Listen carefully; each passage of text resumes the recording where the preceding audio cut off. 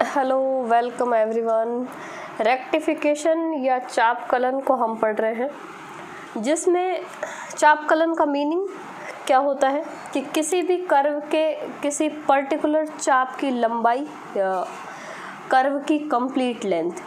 तो दोनों में से कोई सी भी चीज़ पूछी हो कि कोई पर्टिकुलर एक पार्ट है चाप का, कि कोई कर्व है, उस कर्व में से कोई छोटा सा टुकड़ा लेके और उस चाप की लंबाई पूछी है या पूरा ही कर्व जो है उसकी लंबाई पूछी है, तो मेन जो है कि किसी भी कर्व में चाप की लंबाई निकालने का जो प्रोसेस होता है वो होता है चापकलन या रेक्टिफिकेशन, जिसके फॉर्मूलाज थे जो पिछले वीडियो में आपको लिखवा दिए हैं।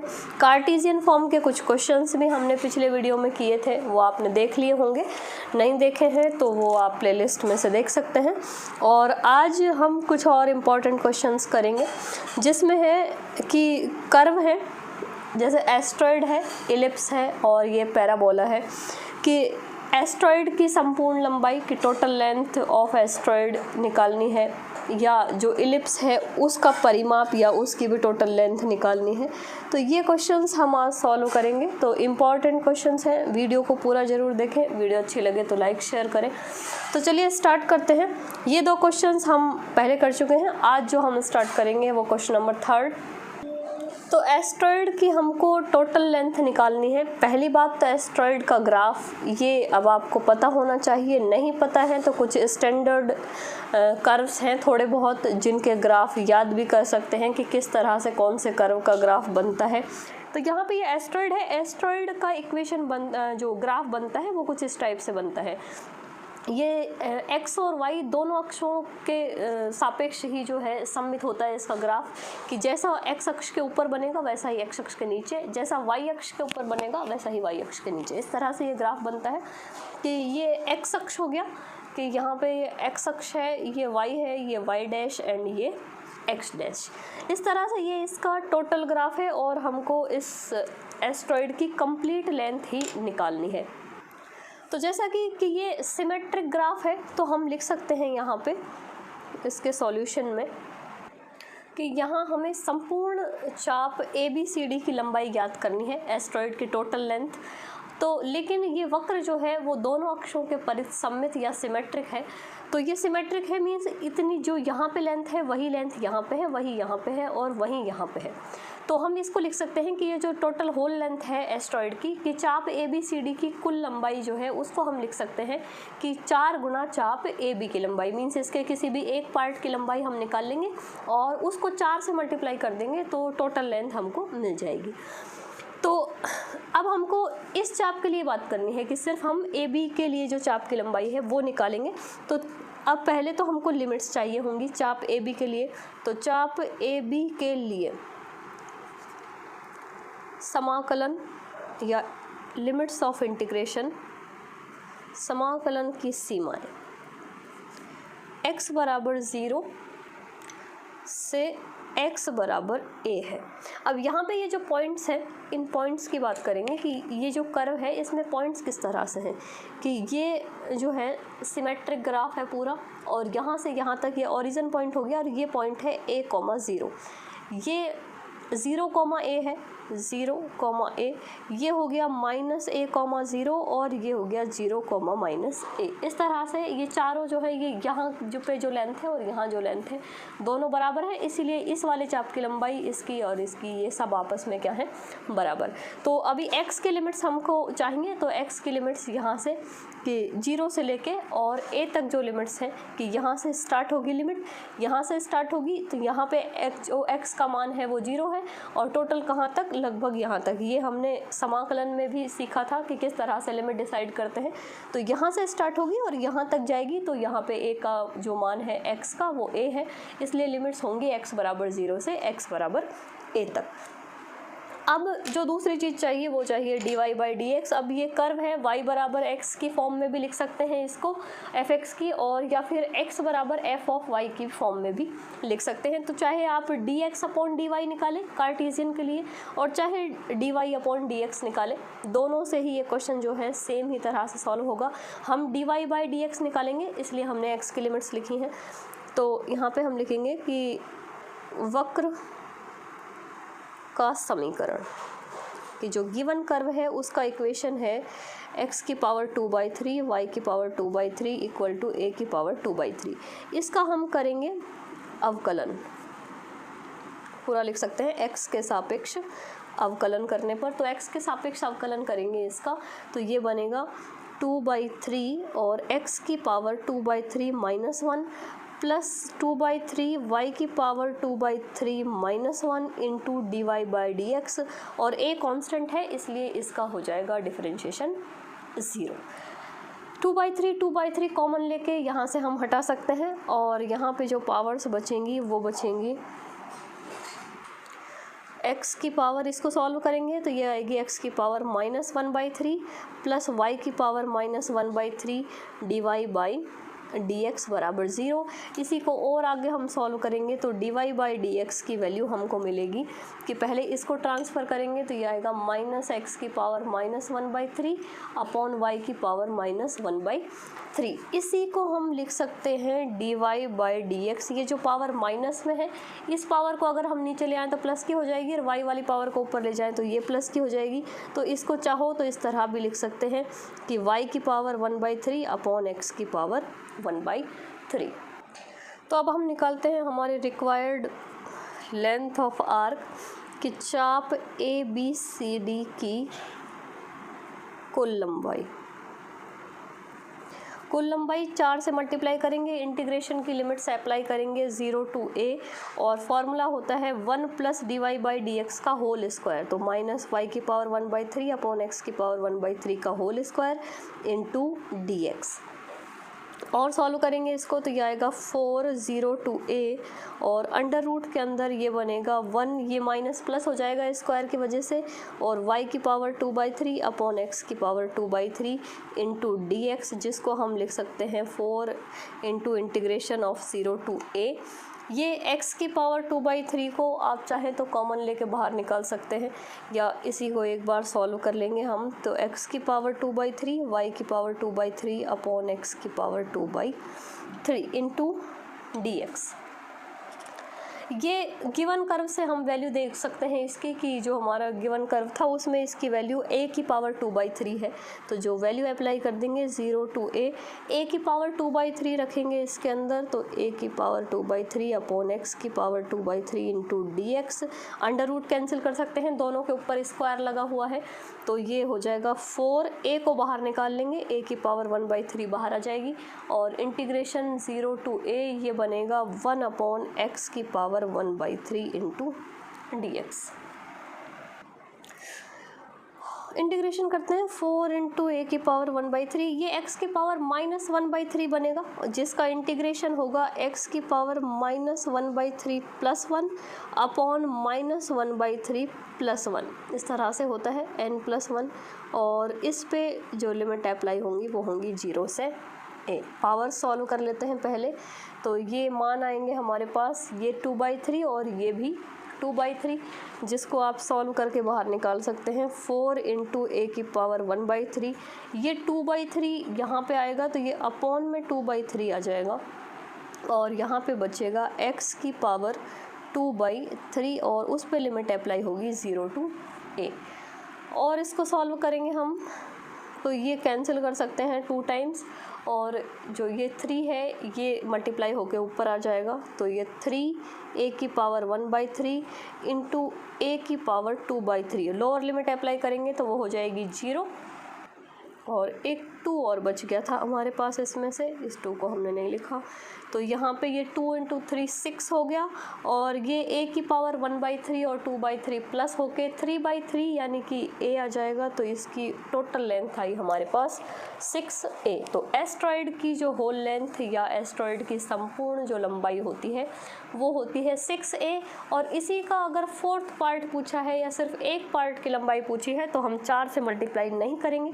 वो आप देख सकते हैं कि क्वेश्चन जिस भी तरह से पूछा जाए कि सिर्फ एक्स अक्ष के ऊपर वाली लंबाई पूछी है तो 2 से मल्टीप्लाई करेंगे, सिर्फ एक पॉजिटिव क्वाड्रेंट के अंदर की लंबाई पूछी है तो हम यहाँ पे जो 4 से मल्टीप्लाई किया है वो नहीं करेंगे, और जो संपूर्ण लंबाई ज्ञात करनी है तो हम 4 से मल्टीप्लाई करेंगे, जिसकी होल लेंथ जो है वो 6a है। तो मीन्स जो ऊपर वाला पार्ट है आधा वो 3a हो गया, और उससे भी आधा लेंगे तो 3/2a हो गया। तो इस तरह से ये जो इम्पोर्टेंट क्वेश्चन था एस्ट्रॉयड की संपूर्ण लंबाई। नेक्स्ट क्वेश्चन है हमारे पास दीर्घवृत्त का परिमाप, दीर्घवृत्त या इलिप्स। तो ये इलिप्स का स्टैंडर्ड इक्वेशन है जिसका ग्राफ कुछ इस तरह से बनता है, जिसमें ये एक्स अक्ष के साथ में जो इसकी लंबाई है वो होती है a,0, और ये जो इसके कोऑर्डिनेट्स होंगे ये होंगे -a,0। इनको हम पॉइंट्स भी दे सकते हैं कि ये a बिंदु है, ये b है, ये c है और ये d है। सिमिलरली जैसे हमने एस्ट्रॉयड में किया था वैसे ही हमको करना है। ये ग्राफ भी जो है इलिप्स का ग्राफ भी जो है वो एक्स अक्ष के सापेक्ष जो है, एक्स अक्ष और वाई अक्ष दोनों के सापेक्ष ही ये सममित होता है कि जिस तरह का ग्राफ यहाँ एक्स अक्ष के ऊपर है वैसा ही एक्स अक्ष के नीचे है, ऐसे ही जैसा यहाँ पे वाई अक्ष के इस लेफ्ट साइड में है वैसा ही राइट साइड में है। इस तरह से ये सिमेट्रिक ग्राफ है दोनों साइड से, एक्स और वाई अक्ष दोनों के लिए ही। और यहाँ पे जो इसके कोऑर्डिनेट्स बनेंगे वो बनेंगे 0, b, और यहाँ पे बनेंगे -0, -b। वाई अक्ष पे एक्स कोऑर्डिनेट जो है 0 होता है, तो ये ए और बी जो लेंथ है ये एक्स अक्ष के सापेक्ष और ये वाई अक्ष के सापेक्ष ए बी इस तरह से होती है, और ये इसका सेंटर पॉइंट है। अभी हमको इसका परिमाप चाहिए, सिर्फ जो कर्व है उसका परिमाप। तो वही हम यहाँ भी लिख सकते हैं कि चाप ABCD की कुल लंबाई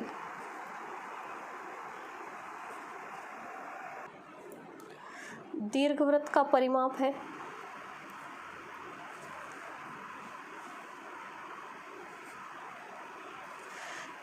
क्योंकि ये ग्राफ जो है वो सममित है,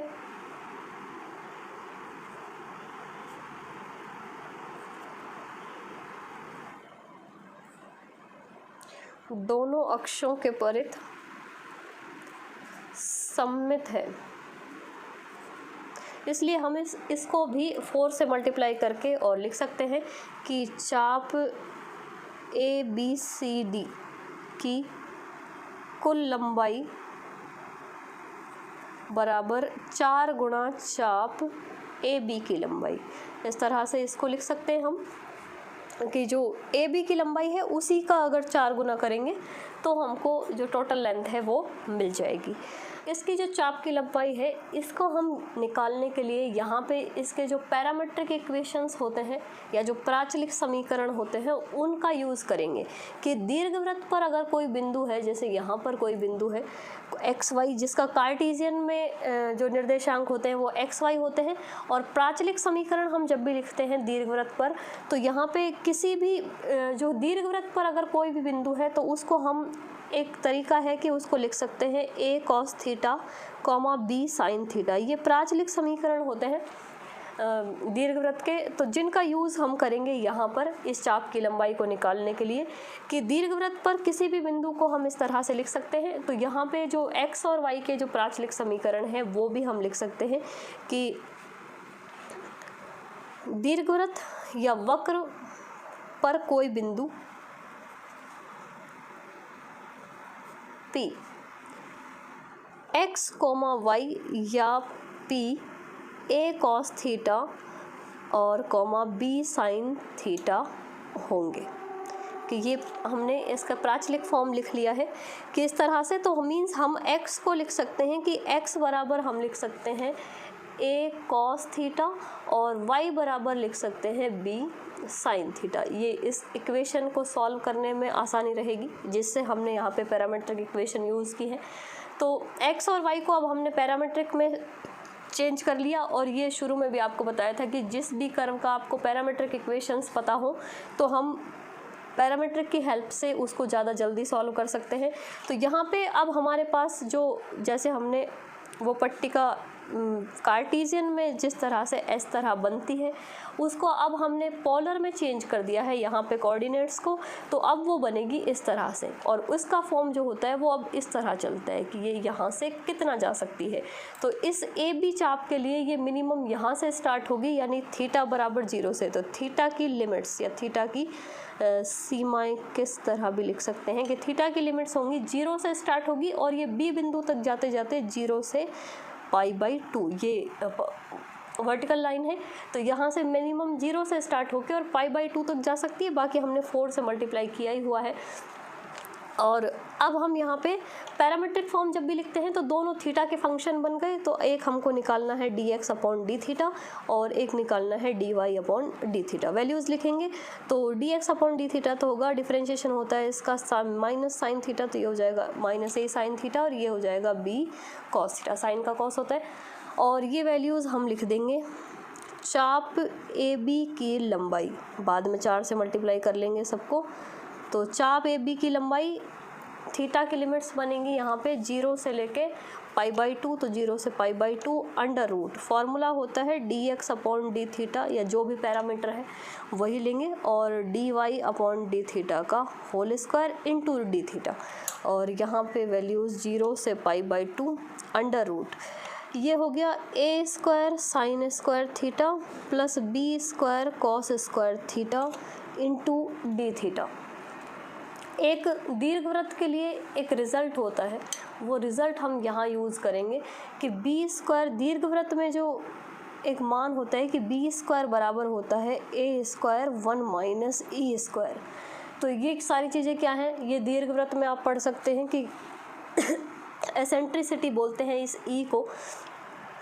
तो यहाँ पे एक रिज़ल्ट हम ये दीर्घवृत्त का यूज़ कर रहे हैं कि b का मान जो है वो हम इससे रिप्लेस कर सकते हैं, और ये होगा 0 से π/2 under root a square sine square theta plus इसकी जगह हम रखेंगे a square 1 minus e square into cos square theta into d।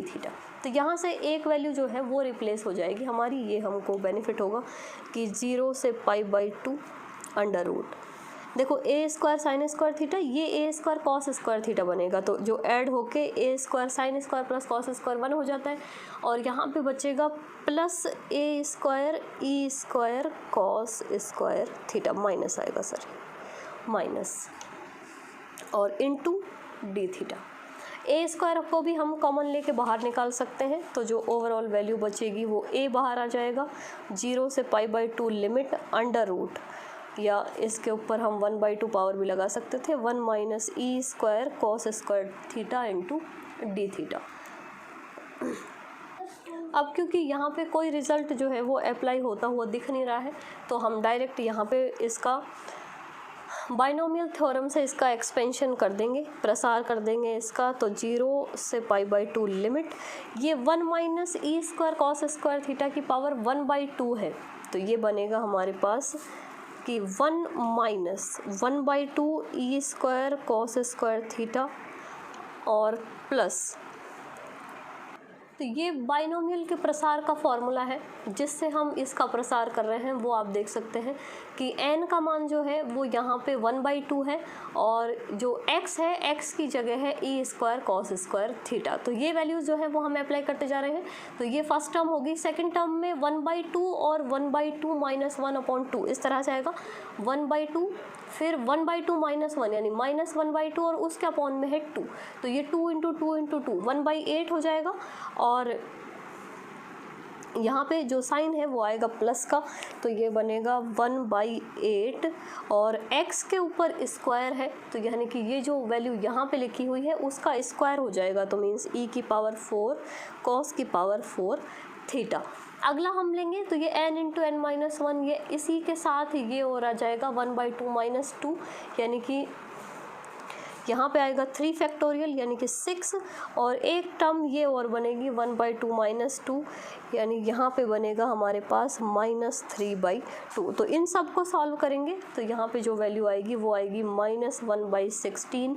और अब यहाँ पे x क्यूब है तो इसका क्यूब होगा यानी कि e⁻6 और cos की पावर भी 6 थीटा। और इस तरह से ये जो टर्म्स हैं ये आगे चलती जाएंगी, जो हमको सब का प्रसार लिखने की या करने की ज़रूरत नहीं है, कुछ टर्म्स का करेंगे और बाद में हमको करना है इनका इंटीग्रेशन। अब इंटीग्रेट करते हैं इनको। तो बाइनोमियल की यूज़ से हमने इसका एक्सपेंशन किया है और अब अलग अलग कर लेंगे और अलग अलग करके हमको इसका इंटीग्रेशन करना है। जैसे ये फर्स्ट टर्म है और इसके बाद में तो ये 1 का सबसे पहले 1 का इंटीग्रेशन होगा 0 से π/2, इसमें 1 से मल्टीप्लाई कर देंगे हम डी थीटा को।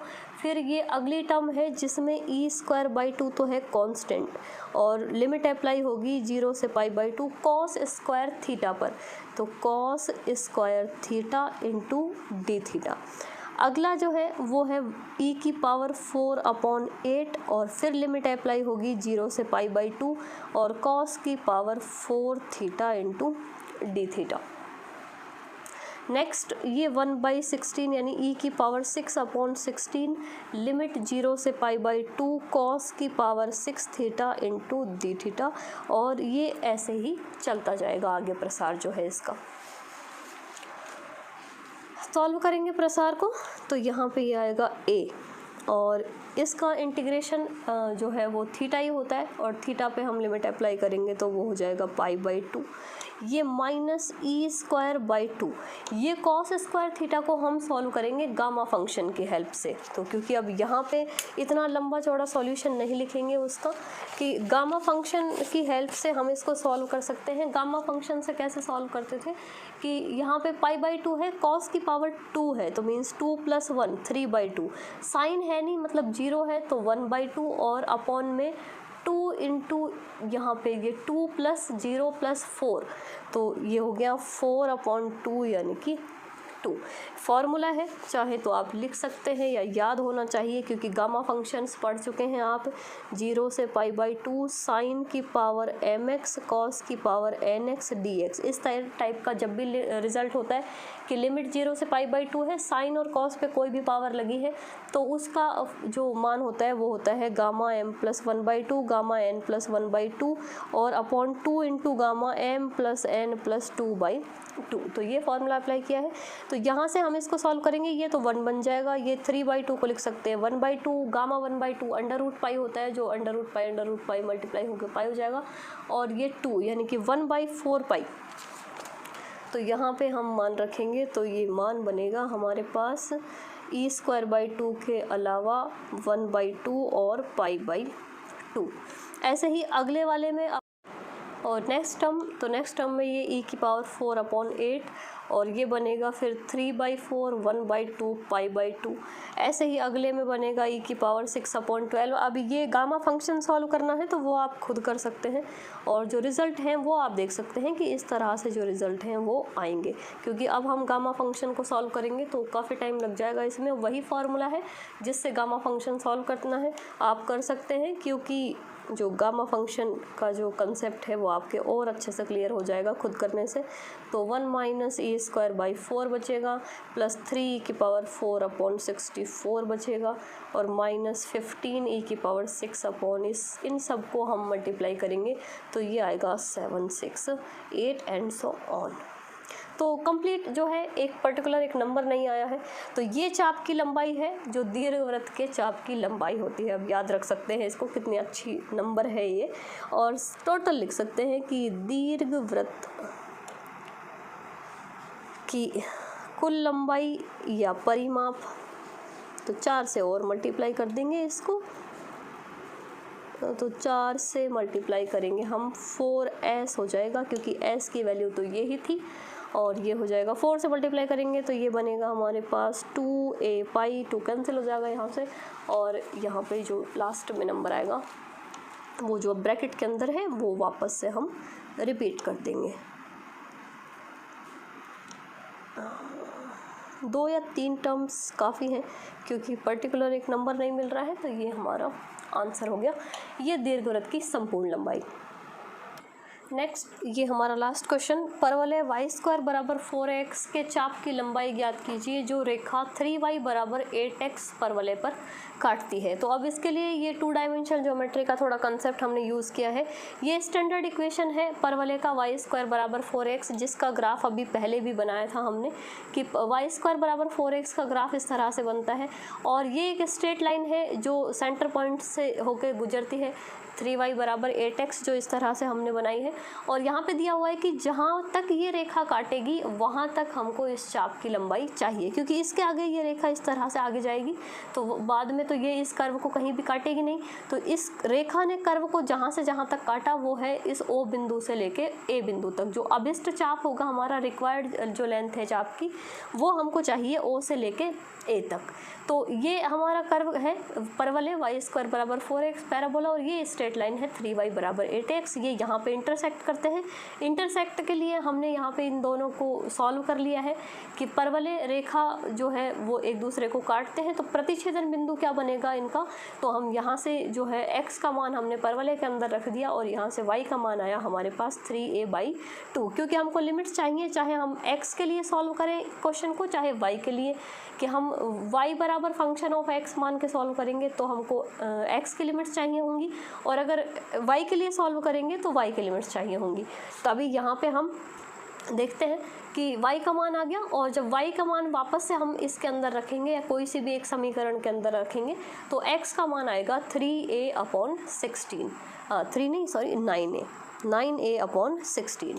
तो यहाँ पे इंटरसेक्टिंग पॉइंट बनेगा वो हमने इन दोनों कर्व को सॉल्व करके निकाला है कि 9a/16, 3a/2। तो जहाँ पर ये दोनों जो वक्र हैं वो प्रतिच्छेद करते हैं वो ये इंटरसेक्टिंग पॉइंट है। तो जो चाप की लंबाई आई वो आई O से लेके A तक। अब हम सॉल्व करेंगे इसको, क्योंकि यहाँ पे y के ऊपर स्क्वायर लगा है तो हम इसको भी y के फंक्शन के रूप में सॉल्व करेंगे कि x बराबर y²/4 है, कि x जो है वो फंक्शन ऑफ y है। इस तरह से जैसे पहले हमने पैराबोला के लिए सॉल्व किया था एक क्वेश्चन, उसमें भी इसी तरह से किया था कि जिससे स्क्वायर में मान ना रखना पड़े। तो यहाँ भी हम उसी तरह से करेंगे कि जो अब y के लिए सॉल्व कर रहे हैं तो हमको y की लिमिट्स चाहिए। इस चाप के लिए y कहाँ से कहाँ तक जा रहा है, तो ओरिजिन पे तो x और y दोनों 0 होते हैं, तो 0 से लेके y का मान गया 3a/2 तक। तो y पे जो सीमाएं हैं, जो हमारा चाप है OA, उसके लिए y की सीमाएं हैं 0 से लेके 3a/2। अब हम कर्व को सॉल्व करेंगे इस तरह से कि x बराबर है फंक्शन ऑफ y। तो अब हमको dx/dy चाहिए होगा, तो y के सापेक्ष हम अवकलन करेंगे इस कर्व का। तो y के सापेक्ष अवकलन करेंगे तो dx/dy आएगा, जिसका मान आया y/2a। तो चाप की लंबाई का फॉर्मूला जानते हैं कि इंटीग्रेशन होता है √1 + dx/dy। यहाँ पे हम लिखेंगे dx/dy का होल स्क्वायर इंटू dy, और y की लिमिट्स हमने अप्लाई कर दी 0 से 3a/2। अब हम मान रख देंगे, देखो 0 से 3a/2 ये लिमिट रहेगी, और मान रखेंगे तो ये स्क्वायर करेंगे इसका, तो ये बनेगा y²/4a² इंटू dy। ये एक क्वेश्चन पहले भी सॉल्व किया हमने पैराबोला का, उसको भी इसी तरह से किया था। ये एलशियम लेके बाहर निकाल लेंगे इसको, तो ये 1/2a बाहर आ जाएगा, और इंटीग्रेशन 0 to 3a/2 ये बनेगा y² + 4a², जिसमें हम इंटीग्रेशन का फॉर्मूला अप्लाई करेंगे √x² + a² वाला। तो यहाँ पे हमारे पास वैल्यू आएगी 1/2a। वो इंटीग्रेशन का फॉर्मूला अगर हम अप्लाई करेंगे तो इसका मान होता है x/2, यानी कि y/2 √y² + 4a² और प्लस a²/2। a² की जगह 4a² है तो 4a²/2 log x प्लस, यानी कि x नहीं है, वेरिएबल y है हमारे पास, y प्लस √y² + 4a²। इस टाइप का फॉर्मूला है इस इंटीग्रेशन को सॉल्व करने का, और लिमिट अप्लाई करेंगे 0 से 3a/2। तो ये इंटीग्रेशन हो गया। मान रखते हैं देखो इसके अंदर, तो ये 1/2a इसमें मान रखेंगे तो ये आएगा 3a/4। 2 है, 2 पहले से है, और यहाँ पे मान रखेंगे हम तो ये आएगा 9a²/4 + 4a²। इसमें मान रखेंगे तो ये आप कैंसिल कर सकते हैं पहले ही, तो ये 2a² बचेगा यहाँ पे, ये log, और यहाँ पे बनेगा 3a/2 प्लस √y² यानी 9a²/4 + 4 ए स्क्वायर, ये इसके अंदर, और लोअर लिमिट अप्लाई करेंगे तो यहाँ अप्लाई करेंगे लोअर लिमिट तो ये पूरा 0, और यहाँ अप्लाई करेंगे तो ये बनेगा माइनस का 2a स्क्वायर, और लॉग के अंदर ये 0, लेकिन अंडर रूट के अंदर 4a स्क्वायर बचेगा तो मीन्स लॉग 2a बच गया इस तरह से। और यहाँ से ये 1/2a, ये 3a/4, और इसको हम सॉल्व करेंगे तो ये 4 × 4 16, 16 + 9 25 हो गया, तो 25a स्क्वायर, यानी अंडर रूट से बाहर निकालेंगे तो सिर्फ आएंगे 5a बाहर, और अपॉन में 4 में से 2 बाहर आएंगे। और यहाँ पे ये 2a स्क्वायर हम कॉमन ले सकते हैं, और यहाँ पे हमारे पास जो वैल्यूज़ बचेंगी वो बचेंगी लॉग ये 3a/2 और प्लस 5a/2, इसको अभी सॉल्व किया था हमने, और यहाँ पे ये माइनस 2a स्क्वायर कॉमन ले रखा है तो ये log 2a, और ये ब्रैकेट क्लोज और ये बड़ा ब्रैकेट भी क्लोज। अभी और सॉल्व करते हैं 1/2a, इसको हम सॉल्व करेंगे तो ये हो जाएंगे 15a स्क्वायर बाई 8 और प्लस 2a स्क्वायर। इसमें आप देखेंगे ये 5 और 3 8 हो गए, 8 और अपॉन 2 यानी 4a, log 4a, और ये माइनस में है ये अपॉन में चला जाएगा तो ये log 2a, यानी कि log 2 बचेगा सिर्फ यहाँ पर।